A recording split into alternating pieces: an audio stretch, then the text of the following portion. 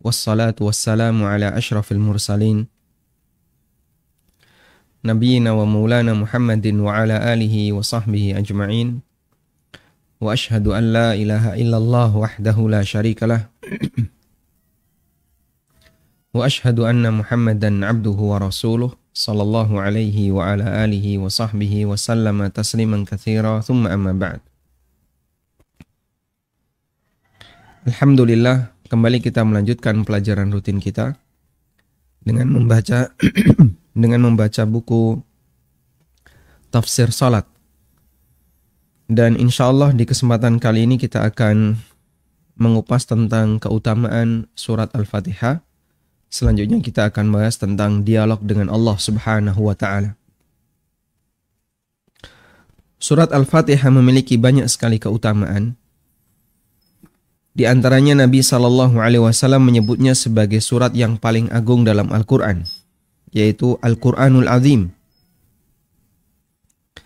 Disebutkan dalam hadis dari Abu Sa'id bin Al-Mu'alla radhiyallahu anhu bahwa Nabi SAW bersabda, "La'u'allimannaka suratan hiya a'zamu suratin fil Qur'an." Akan aku ajarkan kepada kamu satu surat, di mana surat itu merupakan a'zamu suratin fil Qur'an, surat yang paling agung dalam Al-Quran.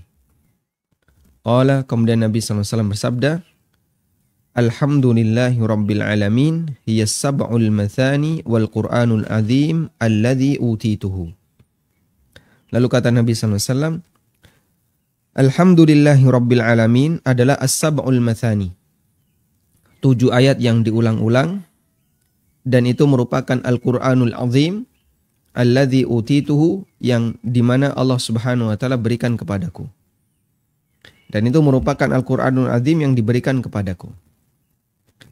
Dan 2 kalimat ini, sab'am minal mathani wal Qur'anul Azim, ada di surat Al-Hijr ayat 87. Walaqad atainaka sab'am minal mathani wal Qur'anul Azim. Sungguh aku telah memberikan kepadamu sab'am minal mathani, 7 ayat yang diulang-ulang. Wal Qur'anul Azim, dan Al-Quran yang agung, maksudnya adalah surat Al-Fatihah. Sehingga surat Al-Fatihah disebut oleh Nabi SAW sebagai Al-Quranul Azim. Surat Al-Fatihah juga menjadi keistimewaan Nabi SAW yang tidak dimiliki oleh para nabi yang lain. Ibnu Abbas radhiyallahu anhuma bercerita, Jibril pernah duduk di dekat Nabi SAW. Lalu mereka mendengar ada suara dari atas. Jibril mengatakan, ini adalah pintu di langit. Hari ini terbuka, dan belum pernah pintu ini terbuka selain hari ini. Lalu turun seorang malaikat. Jibril mengatakan, ini adalah seorang malaikat. Beliau turun ke bumi. Dia belum pernah turun kecuali hari ini. Kemudian malaikat itu memberikan salam dan mengatakan, Abshir binuraini utitahuma lam yu'tahuma nabiyyun qablaka. Fatihatul kitabi wa khawatimu suratil Baqarah. Kabar gembira dengan 2 cahaya yang diberikan kepadamu, yang tidak pernah diberikan kepada seorang nabi pun sebelumnya. Yang tidak pernah diberikan kepada seorang nabi pun sebelummu. Yang pertama adalah surat Al-Fatihah, dan yang kedua adalah bagian akhir dari surat Al-Baqarah. Beberapa ayat terakhir di surat Al-Baqarah. Lan taqra'aha biharfin minhuma illa u'titahu. Tidaklah engkau membaca satu huruf pun darinya, kecuali kamu akan dikabulkan permohonanmu. Di akhir surat Al-Baqarah, di situ ada beberapa doa. Rabbana la tu'akhidna in nasina aw akhtana. Rabbana wa la tahmil alaina isran kama hamaltahu 'alal ladzina min qablina, sampai akhir dari surat Al-Baqarah. Di surat Al-Fatihah ada doa, ihdinas siratal mustaqim, siratal ladzina an'amta 'alaihim sampai akhir surat Al-Fatihah. Dan Allah Subhanahu wa taala memberikan jaminan sebagaimana yang disebutkan dalam hadis ini, lan taqra'a biharfin minhuma illa u'titahu. Orang yang membaca doa-doa yang ada dalam surat Al-Fatihah maupun di akhir surat Al-Baqarah pasti akan dikabulkan oleh Allah Subhanahu wa taala. Sehingga ini bercerita tentang sisi keutamaan surat Al-Fatihah, yaitu merupakan salah satu keistimewaan yang diberikan kepada Nabi Muhammad SAW dan tidak diberikan kepada nabi-nabi sebelumnya. Sehingga nabi-nabi sebelumnya, Nabi Musa alaihissalam, Nabi Isa, demikian pula Daud, yang mereka memiliki Alkitab, mereka memiliki kitab sebelum Al-Quran. Namun dalam kitabnya tidak ada doa sebagaimana yang tercantum di akhir surat Al-Baqarah, dan tidak ada lafaz sebagaimana yang ada dalam surat Al-Fatihah. Karena ini bagian dari keistimewaan yang diberikan oleh Allah Subhanahu wa taala kepada Nabi Muhammad sallallahu alaihi wasallam. Nah, jamaah yang dimuliakan Allah Subhanahu wa taala, terkait pembahasan apakah ada ayat Al-Qur'an yang lebih utama dibandingkan ayat yang lain? Ulama berbeda pendapat. Apakah ada ayat Al-Qur'an yang statusnya lebih utama dibandingkan ayat yang lain? Sebagian ada yang mengatakan bahwa semua ayat Al-Quran statusnya sama. Sehingga baik surat Al-Fatihah maupun surat-surat yang lainnya, semuanya statusnya sama. Karena semuanya adalah kalamullah dan semua firman Allah statusnya sama. Kemudian pendapat yang kedua bahwa ada sebagian dari ayat Al-Quran yang lebih utama dibandingkan ayat yang lain. Meskipun semua statusnya adalah kalamullah. Dengan bukti bahwasanya Nabi SAW menyebutkan keutamaan surat tertentu atau ayat tertentu. Seperti misalnya surat Al-Fatihah, kemudian 2 ayat terakhir surat Al-Baqarah, ayat kursi, surat Al-Ikhlas, dan beberapa surat tertentu yang lainnya yang memiliki keutamaan dibandingkan surat yang lain atau ayat yang lain. Dan pendapat yang kedua ini merupakan pendapat jumhur ulama. Dan kesimpulan yang lebih tepat dalam masalah ini adalah, adakah ayat yang lebih afdol dibandingkan ayat yang lain? Nilai afdoliyah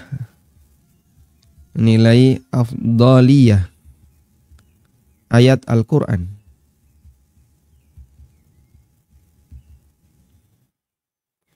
Adakah ayat Al-Quran yang lebih afdol dibandingkan ayat yang lain? Maka di situ ada 2 sudut pandang. Pertama, dilihat dari statusnya sebagai kalam Allah. Maka semua kalam Allah, semua adalah firman Allah. Dan karena semua firman Allah, maka semua dimuliakan, semua dihormati, karena semuanya adalah firman Allah Subhanahu wa taala, kalam Allah Subhanahu wa taala. Yang kedua, dilihat dari objek pembicaraan, objek pembahasan. Dilihat dari objek pembahasan, maka ayat tertentu lebih agung dibandingkan ayat yang lain. Sehingga ayat yang membahas tentang Allah Subhanahu wa taala jelas lebih agung dibandingkan ayat yang membahas tentang Fir'aun. Ayat yang membahas tentang surga dan neraka atau tentang masalah akhirat jelas lebih mulia ya, dibandingkan ayat yang membahas masalah yang lainnya. Ayat yang membahas tentang sifat-sifat Allah jelas lebih tinggi derajatnya dibandingkan ayat yang membahas tentang makhluknya. Sehingga dilihat dari objek pembahasannya, ada ayat tertentu yang lebih mulia dibandingkan ayat yang lain. Dan inilah pembahasan dan ini yang jadi pertimbangan jumhur ulama, bahwa nilai afdoliyah dalam Al-Quran itu ada, dilihat dari objek pembahasannya, bukan dilihat dari statusnya sebagai kalamullah Azza wa Jalla. Walhamdulillahirabbil alamin. Karena itu kalau kita perhatikan, ayat-ayat yang di situ berisi kemuliaan adalah ayat yang membahas tentang firman Allah, ayat yang membahas tentang sifat Allah. Seperti surat Al-Ikhlas. Kemudian juga ayat kursi. Kemudian juga surat Al-Fatihah yang di situ berisi pujian-pujian untuk Allah. Berikut juga doa yang sangat mulia, yaitu permohonan hidayah. Demikian pula akhir dari surat Al-Baqarah yang di situ berisi tentang doa-doa yang diajarkan oleh Allah Subhanahu wa taala dan dikabulkan oleh Allah Azza wa Jalla. Yang tentu saja pembahasan ini berbeda dengan ayat yang membahas tentang Fir'aun, membahas tentang Abu Lahab, membahas tentang Qarun, atau membahas tentang orang-orang yang durhaka di masa silam. Sehingga dilihat dari pembahasannya, firman Allah yang membahas tentang keagungan Allah, kebesaran Allah, sifat-sifat Allah, lebih tinggi derajatnya dibandingkan dengan firman Allah yang membahas makhluknya. Walhamdulillahirabbil alamin. Baik, selanjutnya kita akan beralih kepada pembahasan berdialog dengan Allah Subhanahu wa taala. Jadi seperti yang kita sampaikan pada awal-awal kajian tafsir salat, bahwa kunci dari khusyuk dalam salat adalah mengendalikan pikiran, bagaimana agar dia fokus terhadap gerakan dan bacaan yang dilakukan ketika sholat. Dan salah satu di antara fokus terhadap bacaan adalah menghadirkan perasaan bahwa apa yang sedang dia baca ini memiliki makna yang agung. Dan termasuk di antaranya adalah membayangkan bahasanya sebenarnya apa yang dia baca itu direspon oleh Allah. Apa yang dibaca oleh seorang hamba ketika dia melaksanakan sholat, ketika dia membaca Al-Fatihah, hakikatnya sedang direspon oleh Allah Subhanahu wa taala. Nah, kalau direspon oleh Allah dan dia yakin itu direspon oleh Allah, maka sang hamba akan menghadirkan perasaan bahwasanya saya sedang berdialog. Sehingga ini bukan bicara searah, tapi Allah Subhanahu wa taala meresponnya. Dengan demikian akan menambah kekhusyuan, akan menambah keseriusan kita ketika kita membaca surat Al-Fatihah dalam sholat. Karena tentu saja berbeda ya. Anda bicara sendiri dan tidak ada yang merespon. Dengan Anda berdialog, tentu hasilnya akan berbeda. Ketika seorang muslim membaca surat Al-Fatihah pada saat sholat, hakikatnya dia sedang berdialog dengan Allah Subhanahu wa taala. Mari kita simak hadis berikut sambil memperhatikan terjemah per ayat dari surat Al-Fatihah. Hadis dari Abu Hurairah radhiyallahu anhu, Nabi SAW bersabda, Qala Allah Ta'ala, Allah berfirman. Berarti statusnya adalah hadis qudsi. Allah berfirman, Qasamtus salata baini wa baina abdi nisfain. Wali abdi ma sa'ala. Aku membagi salat antara diriku dengan hambaku menjadi dua. Aku bagi salat antara diriku dengan hambaku menjadi dua. Wali abdi ma sa'ala. Dan hak hambaku, dia akan mendapatkan apa yang dia minta. Fa idza qala al-'abdu alhamdulillahi rabbil alamin. Coba kita perhatikan terjemahannya. Segala puji bagi Allah Rabbul Alamin. Berarti isinya apa? Pujian untuk Allah Subhanahu wa taala dan al-i'tiraf, pengakuan bahwasanya dia adalah Rabbul Alamin, penguasa seluruh alam. Qala Allah Ta'ala. Lalu Allah Subhanahu wa taala merespon kalimat ini dengan dia berfirman, hamidani abdi. Hambaku memujiku. Hamidani abdi, hambaku memujiku. Wa idh qala ar-Rahmanir Rahim. Dan ketika orang yang salat mengucapkan ar-Rahmanir Rahim, yang Maha Pengasih dan Penyayang. Qala Allah Ta'ala, Allah Ta'ala berfirman, Athna alayya abdi. Hambaku mengulang pujian untukku. Karena pujiannya ini berulang. Ar-Rahman, Ar-Rahim, pujiannya berulang dan itu mirip. Ar-Rahman, Ar-Rahim dari asal kata yang sama yaitu rahmah. Maka Allah Subhanahu wa Ta'ala ketika dipuji semacam ini, Allah Subhanahu wa Ta'ala menyampaikan respon, Athna alayya abdi. Hambaku mengulang pujian untukku. Wa idza qala maliki yaumiddin. Ketika hambaku mengucapkan maliki yaumiddin, qala, maka Allah Subhanahu wa Ta'ala merespon, majjadani abdi. Hambaku mengagungkanku. Sehingga 3 kali kita memuji Allah Subhanahu wa Ta'ala. Alhamdulillahi rabbil alamin. Ar-Rahmanir Rahim. Maliki yaumiddin. Allah Subhanahu wa Ta'ala memberikan respon yang berbeda. Wa qala marratan fawwadda ilayya abdi. Dalam riwayat yang lain Allah Subhanahu wa Ta'ala berfirman, fawwadda ilayya abdi. Hambaku telah menyerahkan kepadaku, telah pasrah kepadaku. Fa idza qala iyyaka na'budu wa iyyaka nasta'in, qala hadza baini wa baina abdi. Ketika sang hamba mengucapkan iyyaka na'budu wa iyyaka nasta'in, maka Allah mengatakan, ini antara hambaku, ini antara aku dengan hambaku. Hadza baini wa baina abdi. Ayat ini antara aku dengan hambaku. Wali abdi ma sa'ala. Dan hambaku mendapatkan sesuatu sebagaimana yang dia minta. Fa idza qala, kemudian di 3 ayat yang terakhir, ketika orang yang salat mengucapkan ihdinas siratal mustaqim, siratal ladzina an'amta 'alaihim, ghairil maghdubi 'alaihim waladdallin. Berikanlah aku petunjuk ke jalan yang lurus, yaitu jalan orang-orang yang telah Engkau beri nikmat kepada mereka.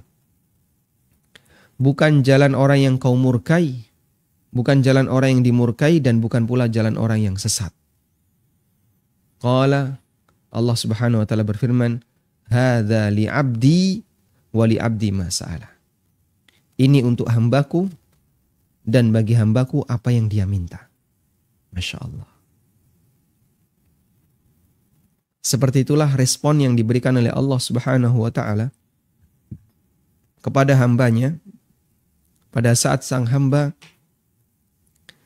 membaca surat Al-Fatihah ketika sholat. Sehingga sebenarnya dia tidak bicara searah.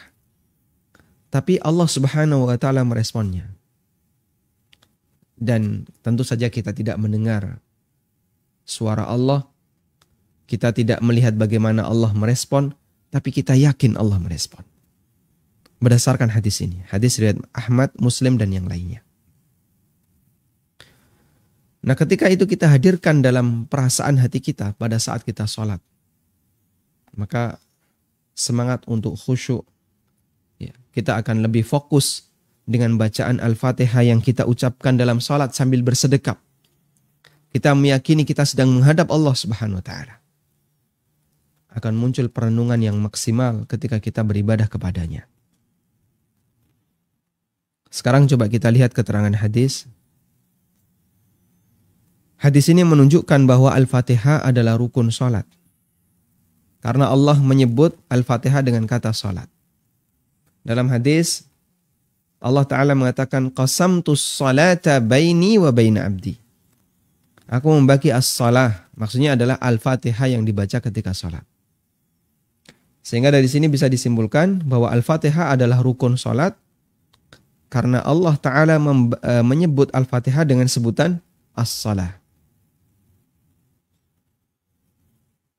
Kemudian surat Al-Fatihah disebut salat karena surat ini dibaca saat salat.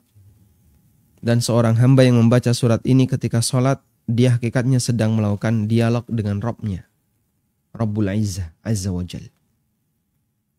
Dia sedang berdialog dengan penciptanya. Di situ dia memohon hidayah kepada Allah.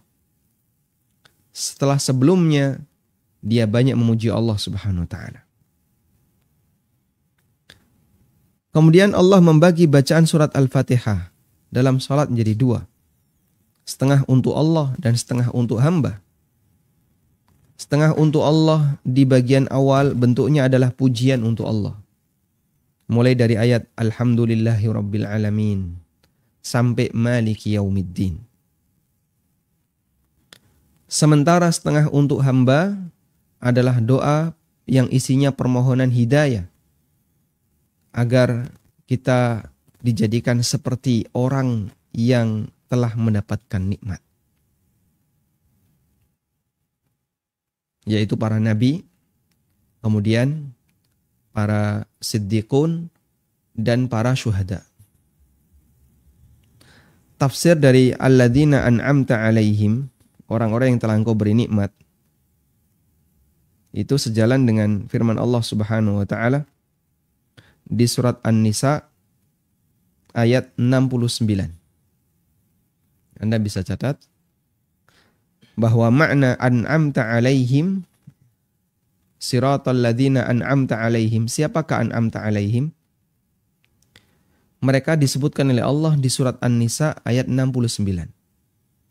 Wa may yuti'illaha war rasula faulaika ma'al ladzina an'amallahu alaihim minan nabiyyin was-siddiqin wasyuhada was-salihin wa hasuna ulaika rafiqa. Orang-orang yang mentaati Allah dan Rasulnya, maka mereka akan dikumpulkan bersama ma'alladzina an'amallahu alaihim. Akan dikumpulkan bersama orang-orang yang dikasih nikmat oleh Allah, yaitu para nabi, para syuhada, para siddiqun, para syuhada, dan orang-orang saleh. Sehingga makna orang yang dikasih nikmat oleh Allah adalah orang-orang yang sukses dalam menjalankan agamanya. Kemudian dalam hadis di atas ada satu ayat yang dibagi dua, yaitu ayat iyyaka na'budu wa iyyaka nasta'in. Setengah untuk hamba dan setengah untuk Allah. Kenapa dibagi dua? Karena kalimat iyyaka na'budu, hanya kepadamu aku beribadah. Ini bentuk kalimat peribadatan kepada Allah Subhanahu wa taala, dan itu hanya untuk Allah. Sementara kalimat iyyaka nasta'in ini untuk hamba, karena isinya permohonan pertolongan dari Allah Subhanahu wa taala. Baik. Dari sinilah kita sebelumnya mengambil sebuah kesimpulan fikih bahwa Bismillahirrahmanirrahim bukan bagian dari surat Al-Fatihah. Atau kita mengambil kesimpulan khilaf terkait masalah qiraah bahwa Bismillahirrahmanirrahim bukan bagian dari surat Al-Fatihah. Karena Allah Subhanahu wa taala mengawali pembacaan Al-Fatihah dalam salat dengan kalimat Alhamdulillahirabbil alamin. Qasamtus salata, aku bagi salat menjadi dua, baini wa baina abdi. Fa idza qala abdi alhamdulillahirabbil alamin. Jika hambaku mengucapkan alhamdulillahirabbil alamin, yang itu mengisyaratkan bahwa awal dari surat Al-Fatihah adalah alhamdulillahi rabbil alamin. Dan proporsional nanti ya, jadinya proporsional. Kita coba perhatikan. Allah mengatakan bahwa ayat yang keempat itu dibagi menjadi dua. Jadi Al-Fatihah ada 7 ayat. Al-Fatihah ada 7 ayat. Ini dengan asumsi bismillah bukan termasuk ayat pertama. Asumsi bismillah bukan ayat pertama, tapi ayat pertamanya adalah apa? Alhamdulillahirabbil alamin.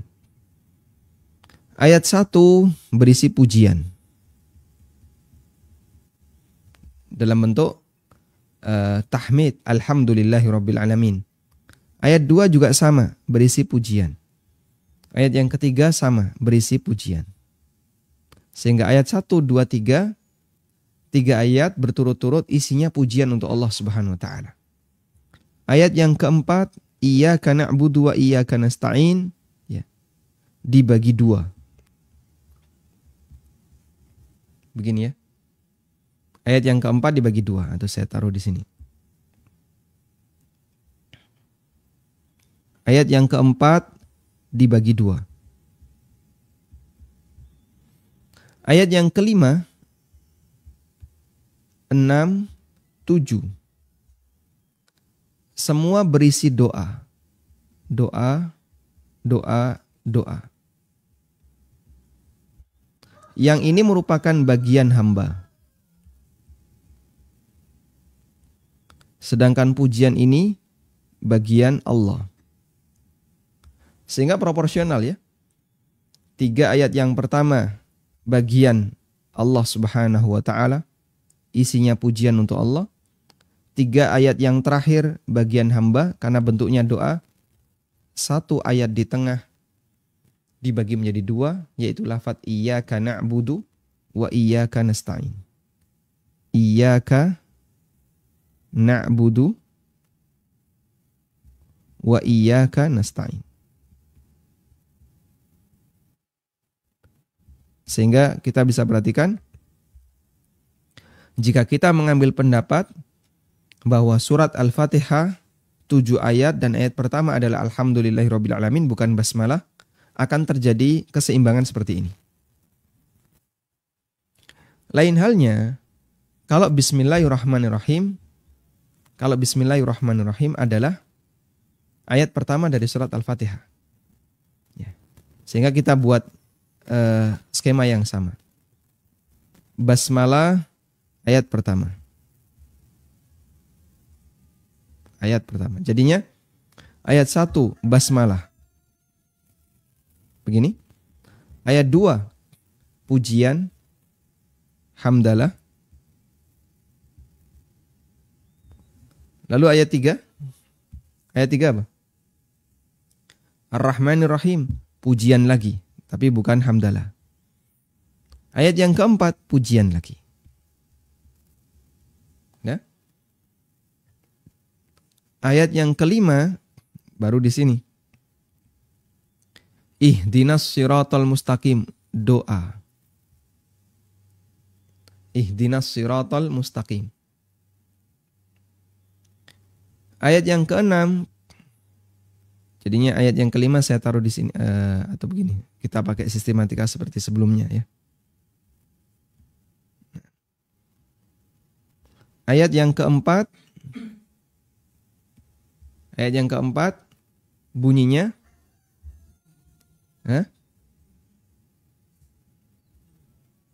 Bismillahirrahmanirrahim, alhamdulillahirabbil alamin. Ayat yang keempat maliki yaumiddin. Maliki yaumiddin. Baik. Ayat yang kelima, iyyaka na'budu wa iyyaka nasta'in. Iyyaka. Ayat yang keenam, doa ihdinas siratal mustaqim, doa hidayah. Ayat yang ketujuh juga sama, doa hidayah. Nah, jadinya nanti tidak terjadi keseimbangan seperti ini ya. Di mana ada ayat yang dibagi menjadi 2. Ada ayat yang dibagi menjadi 2. Dan ayat yang dibagi menjadi 2 itu jadinya di posisi serong kanan. Lebih berat ke arah kanan. Karena dia berada di ayat yang kelima. Beda kalau dia di nomor 4. Kalau di nomor 4 jadinya dia seimbang. Berada di tengah. Baik. Nah, ini salah satu di antara penjelasan tafsir dari hadis hadis dialog dengan Allah Ta'ala. Dan itu yang menguatkan pendapat bahwa Bismillahirrahmanirrahim bukan ayat pertama dari surat Al-Fatihah. Dengan tetap memperhatikan kemarin bahwasanya ulama khilaf dalam masalah ini. Sebagian ada yang mengatakan Bismillah bagian dari Al-Fatihah dan ada yang mengatakan bukan bagian dari Al-Fatihah. Ada khilaf di sana. Namun kita mengambil pendapat bahwasanya Bismillahirrahmanirrahim bukan ayat pertama dari surat Al-Fatihah dengan pertimbangan sebagaimana yang tadi kita baca, yaitu hadis riwayat Muslim, Ahmad dan yang lainnya tentang berdialog dengan Allah Subhanahu wa taala saat kita membaca surat Al-Fatihah. Selanjutnya,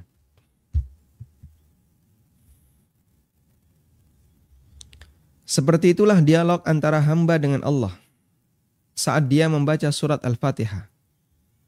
Semoga dengan memahami ini semakin meningkatkan rasa khusyuk kita ketika kita menjalani ibadah sholat. Mengenai pertanyaan bagaimana itu bisa terjadi, bukankah yang membaca surat Al-Fatihah itu jutaan manusia? Ribuan ini saya tambahkan ya, jutaan manusia.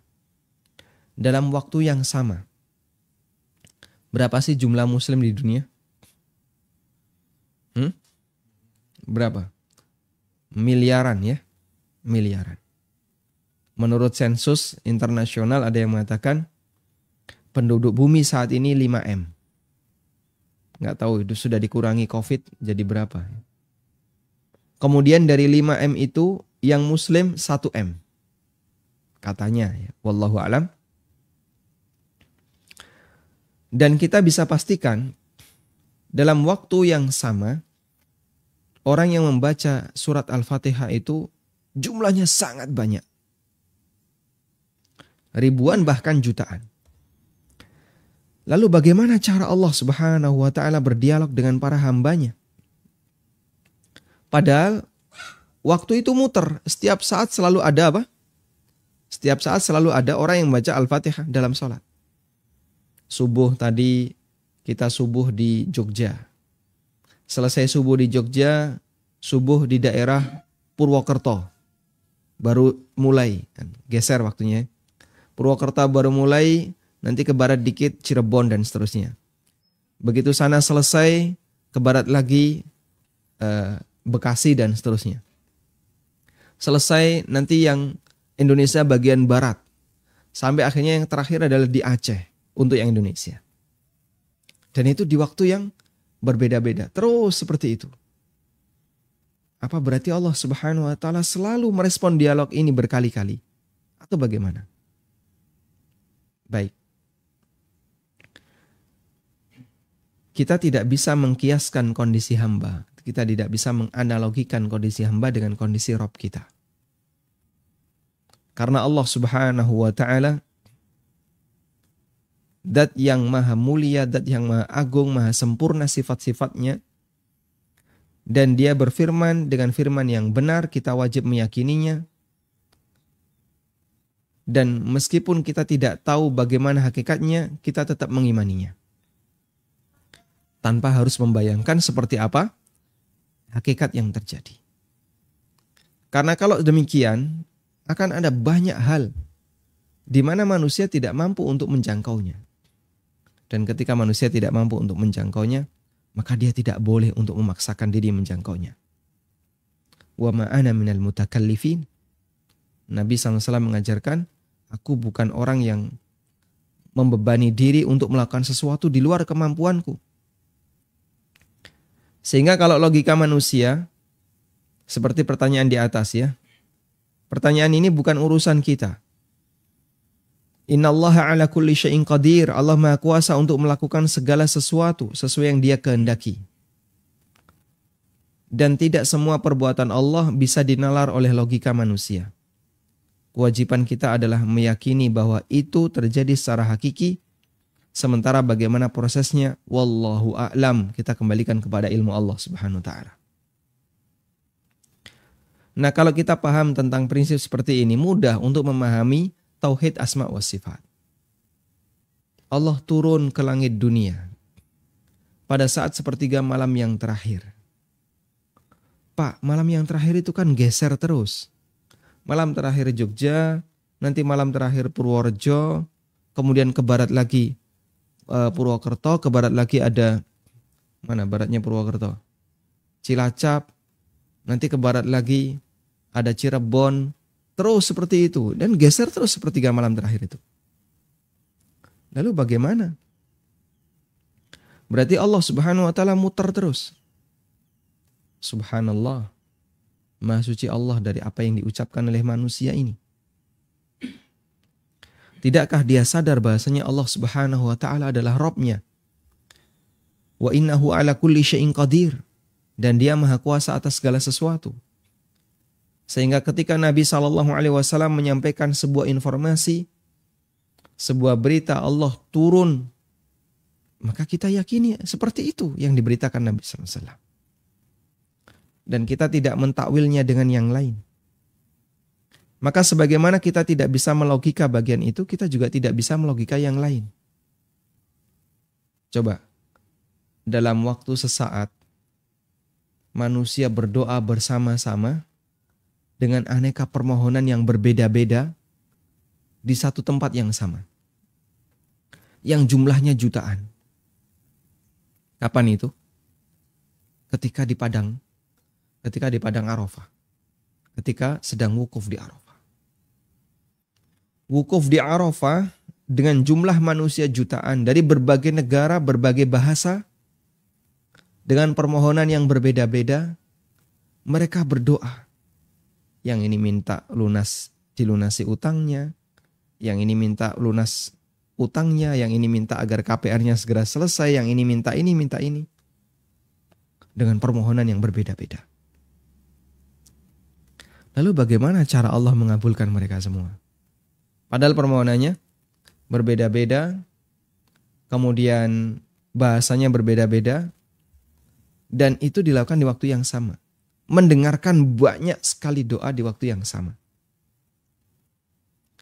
Kita saja, kalau misalnya ada orang yang ngajak bicara, lalu ada orang lain ngajak bicara, orang ketiga ngajak bicara. Bisa nggak kita menerima pembicaraan dari 3 orang bersamaan? Kita nggak bisa. Terus bagaimana dengan Allah Ta'ala? Padahal ini jutaan manusia. Makanya jangan disamakan antara Allah dengan makhluk. Dan sebab terbesar orang melakukan penyimpangan dalam masalah asma wa sifat adalah ketika dia mau menyamakan Allah dengan makhluk. Sehingga ketika dia dapat informasi tentang tauhid asma wa sifat, dia logika dulu. Kayaknya ini kok gak nyambung. Kenapa? Karena dia analogikan dengan manusia, dengan makhluk. Ya seperti itu akhirnya. Kemudian ujung-ujungnya menolak hadis itu. Atau memberikan takwil yang takwilnya terlalu jauh. Waliyadzubillah. Makanya kita bersyukur kepada Allah Subhanahu wa ta'ala ketika Allah jadikan kita sebagai hambanya yang sehat akal, sehingga akal yang sehat ini kita jaga dengan cara jangan ikut campur untuk memikirkan bagian yang tidak bisa dilogika. Di saat itulah akal kita paksa untuk tunduk, ikuti saja sebagaimana informasi yang kau dapatkan. Dan itulah bahasa iman. Wallahu a'lam. Baik, walhamdulillahirabbil alamin. Kita telah menyelesaikan bagian muqaddimah dari surat Al-Fatihah. Dan insya Allah di pertemuan berikutnya kita akan membaca tentang renungan Al-Fatihah. Agar apa yang kita baca ketika sholat akan semakin bermakna. Wassallallahu ala nabiyyina Muhammadin wa ala alihi wa sahbihi wasallam. Donasi pembangunan Madinah Islamic Primary School Unit Kerajaan Yayasan Amal Abadi Indonesia yang dibina oleh Ustadz Aminur Bait STBA Hafizahullah saat ini tengah membangun gedung sekolah dasar Tahfizul Quran Madinah Islamic Primary School atau STTQ MIPS Unit Kerajaan. Gedung ini dibangun di atas tanah seluas 646 meter persegi. Perkiraan biaya untuk pembangunan tahap pertama mencapai 2,6 miliar rupiah. Salurkan donasi Anda untuk pembangunan STTQ MIPS melalui rekening atas nama Yayasan Amal Abadi Indonesia Bank Mandiri Syariah di nomor rekening 7441049999. Konfirmasi dan info donasi hubungi 082 12345 7441. Jazakumullahu khairan. من ذا الذي يقرض الله قرضا حسنا فيضاعفه له وله أجر كريم. Alhamdulillahirrahmanirrahim. Selanjutnya kami persilahkan bagi Anda yang mau bergabung. Assalamualaikum warahmatullahi wabarakatuh, Ustadz. Waalaikumsalam warahmatullahi wabarakatuh. Ustadz, gimana hukumnya sholat di masjid yang ada tiang besar dan soft terpisah oleh tiang? Jazakallah khairan, Ustadz. Bagaimana hukum sholat di masjid yang di situ ada tiang besar dan soft terpisah dengan tiang? Masjid Nabawi banyak sekali tiang yang besar-besar ya.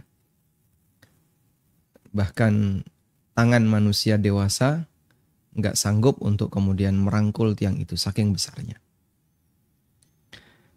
Dan di bawah tiang ada tempat-tempat sandal, ada juga tempat Al-Quran, dan itu dibedakan ya. Ada yang menjadi tempat sandal, ada yang menjadi tempat Al-Quran. Dan terkadang softnya terputus dengan tiang ini. Meskipun juga sudah banyak peringatan, sebaiknya tidak memutus soft. Namun jumlah manusia yang sedemikian banyak sekali untuk bisa diatur dan mereka seragam dalam aturan itu sangat susah. Terus bagaimana hukum sholat di masjid semacam ini? Ya, jawabannya sah sholatnya. Statusnya sah. Hanya saja Anda perlu perlu kemudian memilih soft yang benar. Jika ada soft yang tidak terputus tiang, sebaiknya Anda pilih itu. Sehingga dengan demikian Anda bisa sholat jamaah dengan pahala yang lebih sempurna. Meskipun kalau kemudian ada soft yang terputus tiang, bukan berarti sholatnya batal, namun akan lebih sempurna ketika softnya tidak terputus tiang. Karena itu disebutkan dalam hadis yang sahih, naha Rasulullah sallallahu alaihi wasallam anis salati bainas sawari. Nabi sallallahu alaihi wasallam melarang orang sholat di antara tiang. Karena kalau sholat di antara tiang, ini ada tiang, ya, ini orang-orang yang sholat, ada tiang, maka nanti akan terputus dengan orang yang baris di shaf berikutnya. Wallahu a'lam. Nah, silahkan. Assalamualaikum Ustaz. Waalaikumsalam warahmatullahi. Silahkan.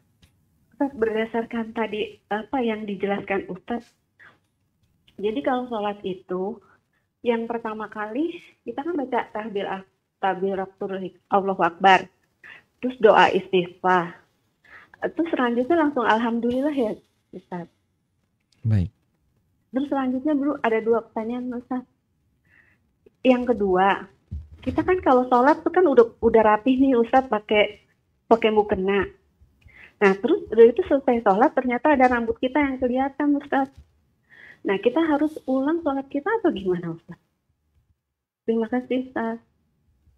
Nah. Baik, untuk yang pertama, begitu kita selesai membaca iftitah, apa yang harus kita baca? Apakah langsung alhamdulillahirabbil alamin? Jawabannya adalah kita membaca sesuai dengan urutan. Sebelum baca Al-Fatihah, kita baca apa? Baca ta'awud. A'udzu billahi minasyaitonir rajim.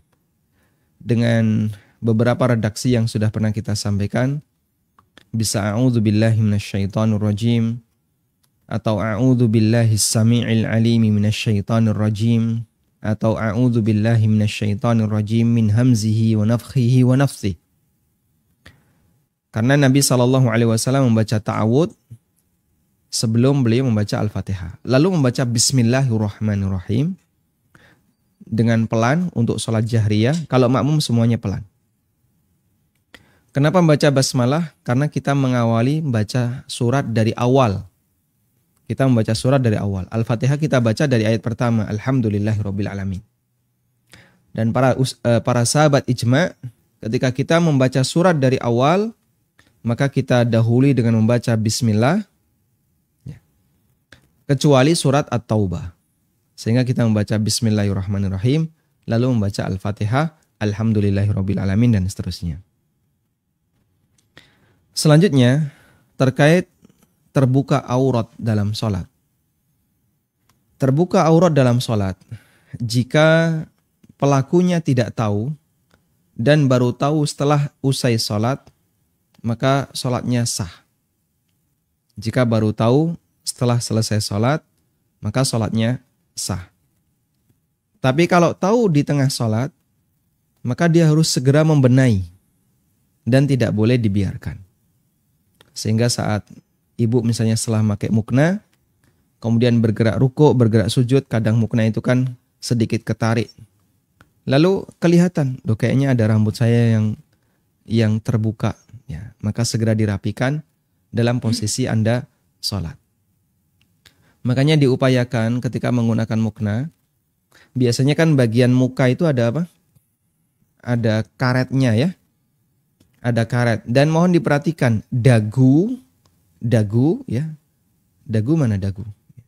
Ini ya, yang kalau laki-laki ada jenggotnya, itu bagian dari aurat bagi wanita. Karena yang bukan aurat itu muka.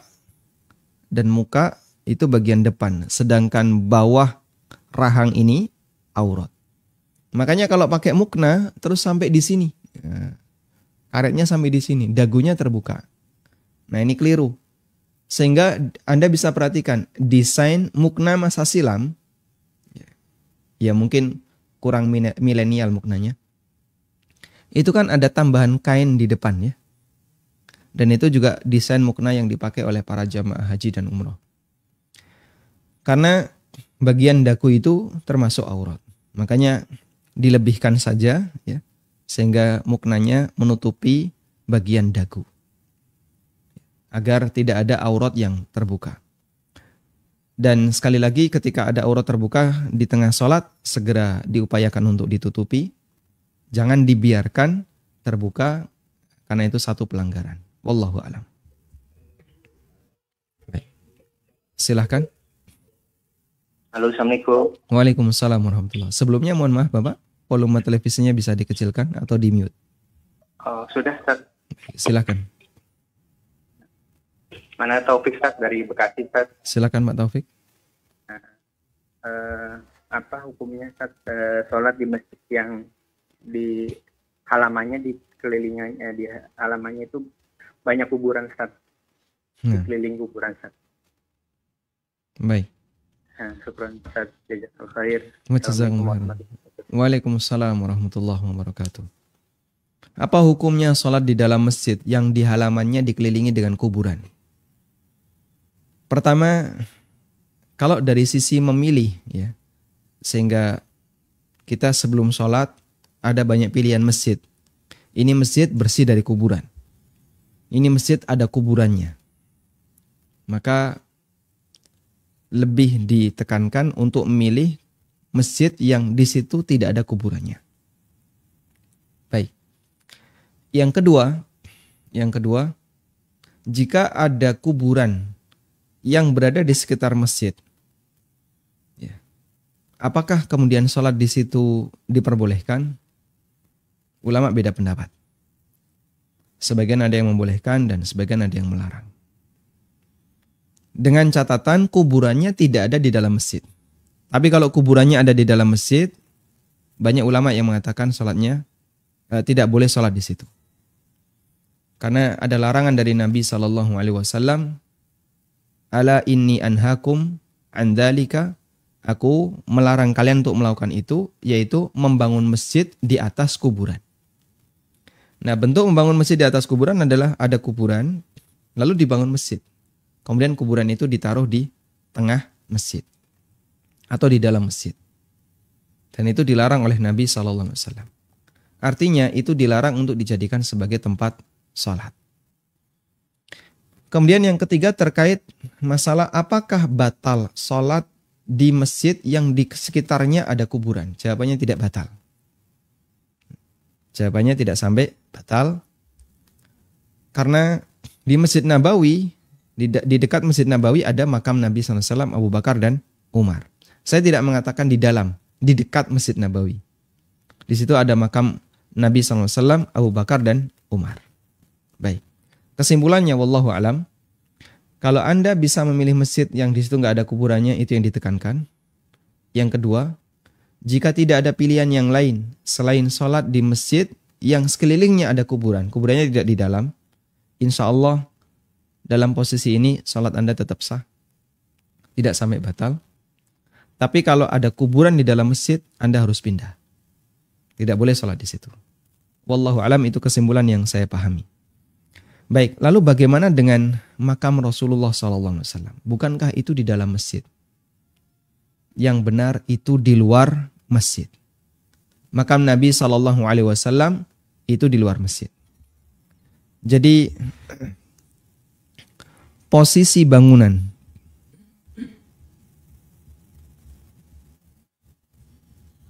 ada yang fisik, perhitungannya secara fisik, ada hukum. Makam Nabi SAW secara fisik dia di dalam masjid, di dalam secara fisik. Tapi secara status hukum di luar. Kok bisa, Pak? Ini kan tidak konsisten. Enggak, ini alasan yang konsisten. Kok bisa? Kita bisa lihat toilet di Indonesia.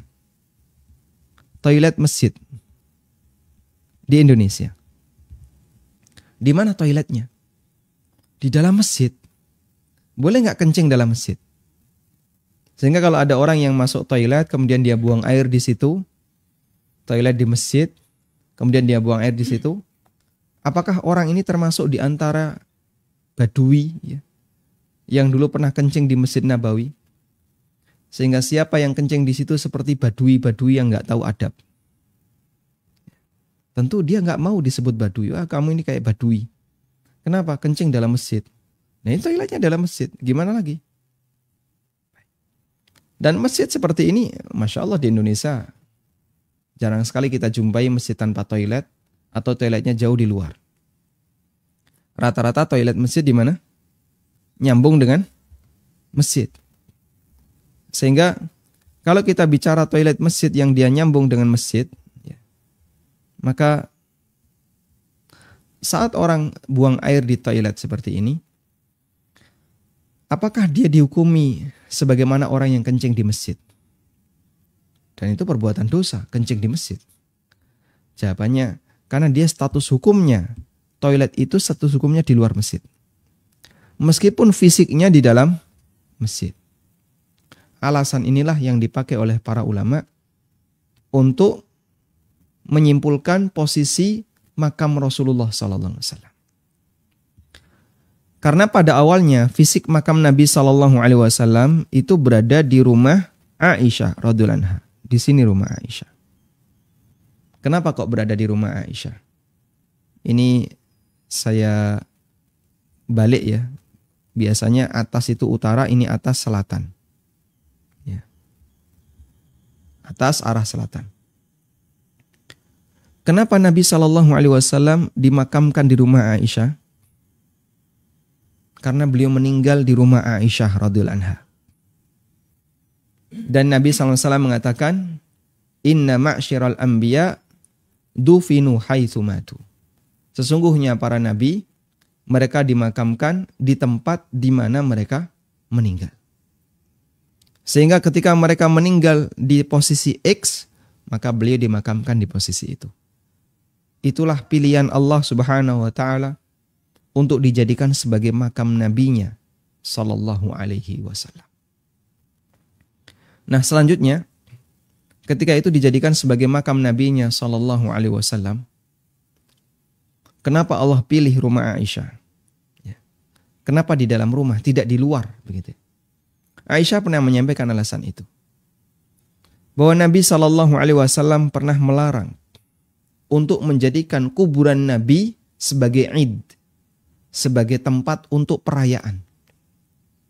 Di mana orang berkumpul, kemudian mereka bawa makanan, lalu ada ritual doa-doa, ada perayaan di situ. Rasulullah SAW melarang hal itu. Lalu apa kata Aisyah radhiyallahu anha? Laula dzalika ubriza qabruhu. Andaikan bukan karena alasan ini, makam Nabi SAW akan ditaruh di luar rumah.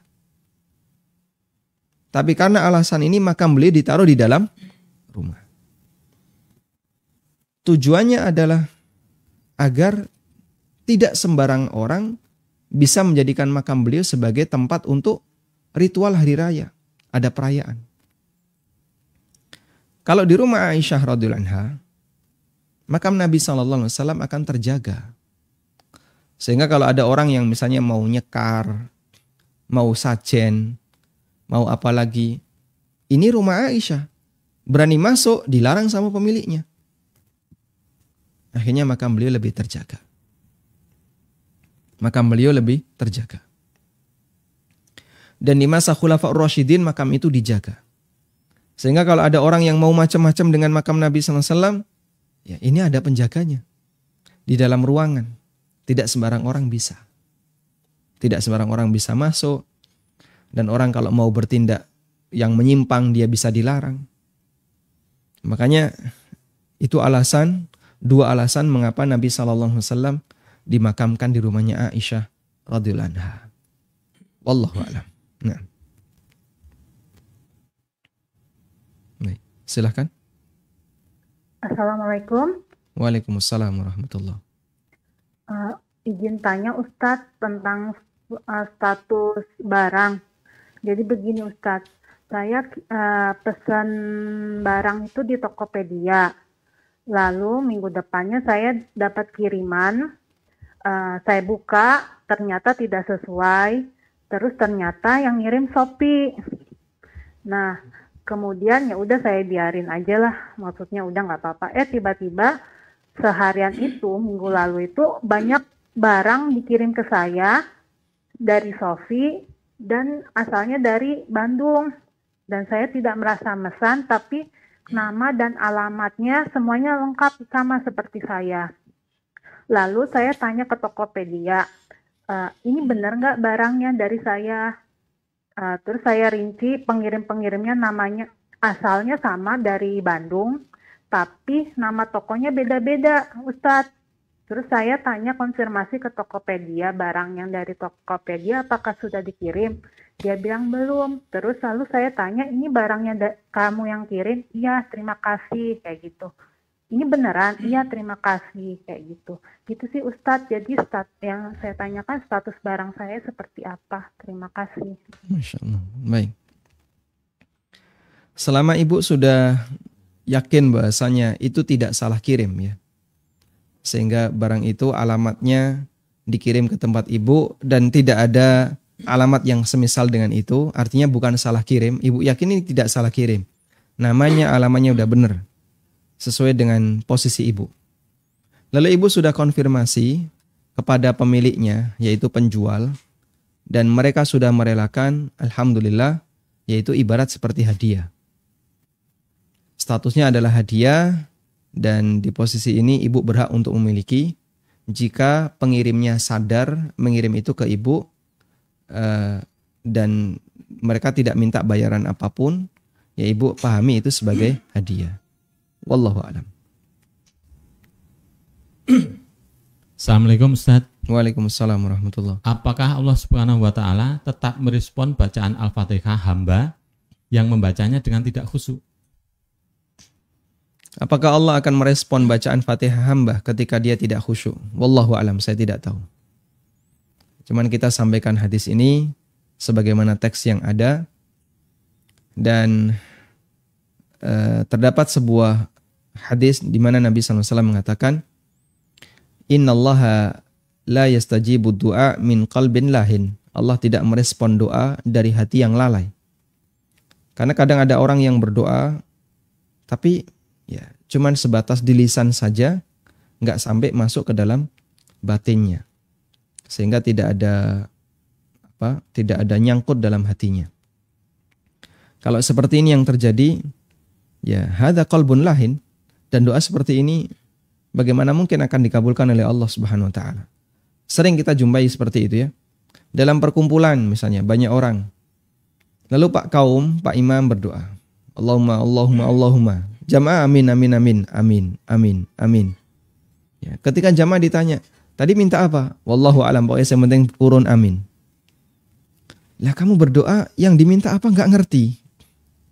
Pak kaumnya juga kadang membaca bahasa Arab dengan sangat cepat sampai hurufnya itu gandeng-gandeng. Kadang nggak jelas. Saya cuma dengar amin, amin. Hadza min qalbin lahin. Ini doa dari hati yang lalai, yang dia tidak serius dalam membacanya. Bagaimana akan diijabahi? Wallahu a'lam. Baik, silakan. Assalamualaikum Ustaz. Waalaikumsalam warahmatullahi. Saya mau menanyakan, jadi karena dari dulu itu kan kebiasaan sholat itu dari kita diajarin dengan bacaan niat seperti usholi dan seterusnya. Nah sekarang sudah berusaha untuk tidak mengelafazkan itu. Cuman kadang misalkan nih kita sedang sholat yang misalkan kayak sholat malam atau sholat zuhur dari qobliyah atau ba'diyah. Ketika kita mau sholat kita tahu ini saya mau qobliyah. Tapi ternyata pas di tengah-tengah sholat saya sadar, oh tadi kan saya qobliyahnya sudah 4, berarti saya ini sholat zuhur. Itu bagaimana ya? Kalau misalkan di tengah-tengah sholat kita baru sadar ternyata tadi niat dalam hati kita di awal itu tidak sesuai dengan pelaksanaannya gitu Ustaz. Baik. Ya gitu aja Ustaz. Assalamualaikum warahmatullahi wabarakatuh. Waalaikumsalam warahmatullahi wabarakatuh. Kalau ibu punya niat sholat tertentu, lalu ternyata teringat bahwasanya ini keliru, lalu switch ke sholat yang lain, maka diperbolehkan asal sholat yang kedua ini dijadikan sebagai sholat mutlak. Beberapa kali sudah kita sampaikan, ini mungkin yang ketiga ya, tentang masalah perubahan niat, atau yang keempat ini, tentang perubahan niat. Jadi sholat ada dua, ada sholat mutlak,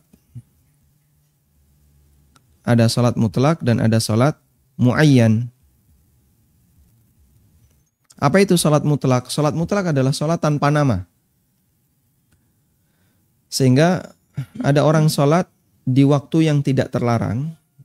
Kalau waktu terlarang seperti setelah subuh atau setelah asar, ya, tidak boleh melakukan sholat sunnah mutlak. Sholat tanpa nama, dia bisa dilakukan di waktu kapanpun, dimanapun, selama tidak di waktu dan tempat yang terlarang. Dan statusnya sholat sunnah. Sholat muayyan adalah sholat yang punya nama. Semua sholat wajib pasti muayyan. Dan semua sholat sunnah yang mengiring sholat wajib juga muayyan. Perubahan dari muayyan ke mutlak boleh. Tapi kalau dari mutlak ke muayyan nggak boleh. Nggak boleh ini ya. Dari mutlak ke muayyan nggak boleh. Dari muayyan ke muayyan juga nggak boleh. Jadi yang boleh hanya yang mengarah ke mutlak. Sehingga ketika Anda sholat dengan niat qobliyah duhur, lalu di tengah sholat ingat, tadi kan saya sudah 4 rakaat qobliyah duhur, kok ini sholat lagi mau qobliyah duhur? Akhirnya ya sudah saya switch jadi sholat duhur. Oh enggak bisa. Karena sholat duhur itu muayyan. Qobliyah duhur muayyan, sholat duhurnya muayyan. Jadi perpindahan dari muayyan ke muayyan enggak boleh. Lalu gimana? Anda bisa jadikan sebagai sholat mutlak. Nah selesai 2 rakaat salam, nanti ibu sholat duhur. Wallahu alam. Assalamualaikum Ustadz. Waalaikumsalam warahmatullahi wabarakatuh. Izin bertanya, jika pada saat sholat ada nyamuk yang hinggap dan refleks kita pukul nyamuk tersebut, lalu mati dan berdarah, apakah sholat kita batal? Jazakallahu khairan.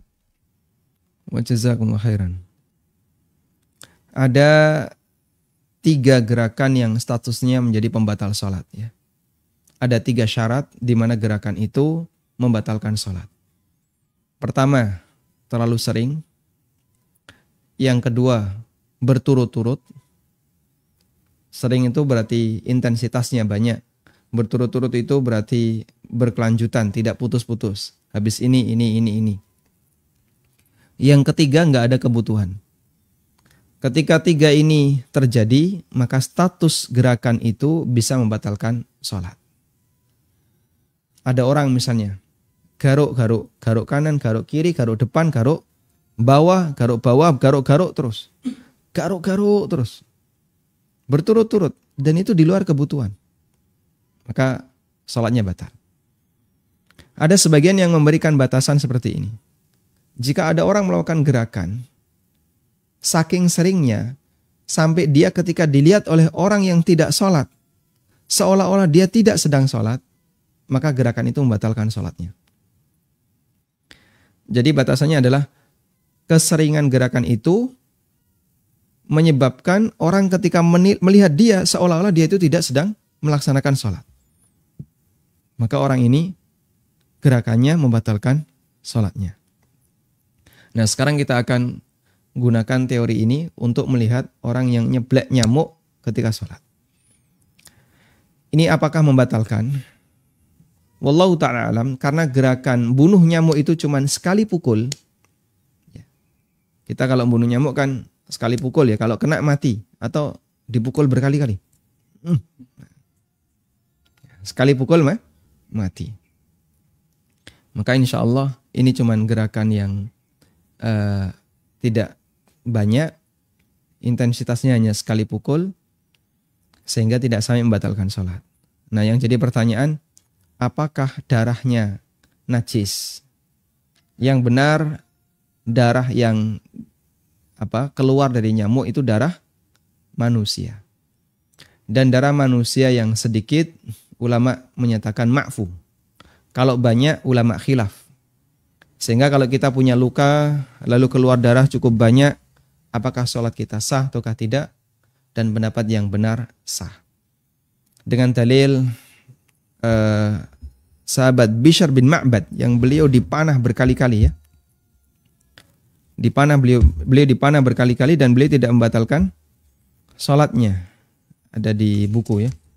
Tentang kisah orang-orang yang khusyuk di masa silam. Maka di suasana itu beliau keluar darah berkali-kali, keluar darah dalam jumlah yang banyak, tapi beliau tidak membatalkan sholatnya. Sehingga itu dalil bahwasanya keluar darah ketika sholat tidak sampai membatalkan sholat. Di halaman berapa itu? Tentang kisah orang-orang yang khusyuk dalam sholat. Nah, Anda nanti bisa cari di halaman-halaman sebelumnya. Di mana itu menunjukkan bahwasanya para sahabat ketika sholat dalam posisi mereka terluka setelah jihad, dan ketika sholat kadang keluar darah, mereka tidak sampai membatalkan sholatnya. Wallahu alam. Selanjutnya ini ada sedikit tambahan dari keterangan saya kemarin ya, terkait masalah orang yang lupa atau ragu ketika sholat. Di sini ada keterangan yang disampaikan oleh Imam Ibnu Utsaimin dalam Majmu' Fatawa wa Rasail Ibnu Utsaimin. Saya kutipkan di sini ya. Qala asy-Syaikh Ibnu Utsaimin rahimahullah. Qala al-ulama, kata para ulama, inna syukuka la yaltafitu ilaiha fi thalathi halat. Ada tiga keraguan yang tidak perlu dipedulikan. Al-ula, yang pertama adalah antakuna mujarrada wahmin. Keraguan itu sifatnya hanya bayangan. Kayaknya kok ini ya, kayaknya. Cuman bayangan aja. Sehingga sifatnya hanya was-was. La yultafatu ilaiha la haqiqata lahu, di mana dia tidak punya hakikat. Aslinya itu enggak ada. Itu cuman bayangan aja, bayangan orangnya, bayangan pelakunya. Ya. La haqiqata laha, tidak ada hakikatnya, aslinya enggak ada. Fahadhihi mutrahatun wala yultafatu ilaiha itlaqan. Maka ini dibuang saja dan tidak perlu digubris. Enggak perlu dipedulikan. Atsaniyah, yang kedua, antuk sirah syukuk. Keraguan itu terlalu sering terjadi. Salat ini ragu. Nanti salat mana lagi, ragu lagi. Terlalu sering terjadi. Wa yakunul insanu kullama tawadda'a syakka. Ada sebagian orang setiap kali wudu selalu ragu. Ragu lagi. Wa kullama shalla syakka. Setiap kali dia salat dia selalu ragu. Kata beliau semacam ini. Wa kullama fa'ala syai'an syakka. Setiap kali beliau melakukan sesuatu ragu. Fahadha aidan, maka keraguan semacam ini yajibu tarhuhu wa adamu tibarihi. Wajib dibuang dan tidak perlu dipedulikan. Ats-tsalitsah, keraguan yang ketiga. Idza kana syakku ba'da intiha'il ibadah. Keraguan yang terjadi seusai ibadah. Fa innahu la yultafatu ilaihi, maka keraguan seperti ini tidak perlu digubris malam yatayaqqanil amru, selama kondisinya tidak meyakinkan. Sehingga selama sifatnya hanya meragukan, enggak jelas, ya. Dan itu terjadi setelah ibadah dan Anda tidak punya indikator yang kuat. Kalau tadi itu salah, maka keraguan semacam ini tidak perlu dipedulikan. Wallahu ta'ala alam, demikian yang bisa kita sampaikan. Ada yang masuk? Waalaikumsalam warahmatullahi. Iya, mau tanya dua hal ini. Yang pertama, ibu saya kan sholatnya berdiri sama ruku bisa, tapi kalau sujud dan sujudnya duduk pakai kursi. Nah nanti kalau sholat tarawih, kalau misalnya begitu tetap seperti sholat di rumah begitu, nanti pas berdiri barisannya enggak lurus Ustaz. Apakah dipertahankan demikian atau duduk aja dari awal sampai salam? Baik, cukup itu dulu Bu ya. Cukup satu dulu karena kita di penghujung acara. Nah.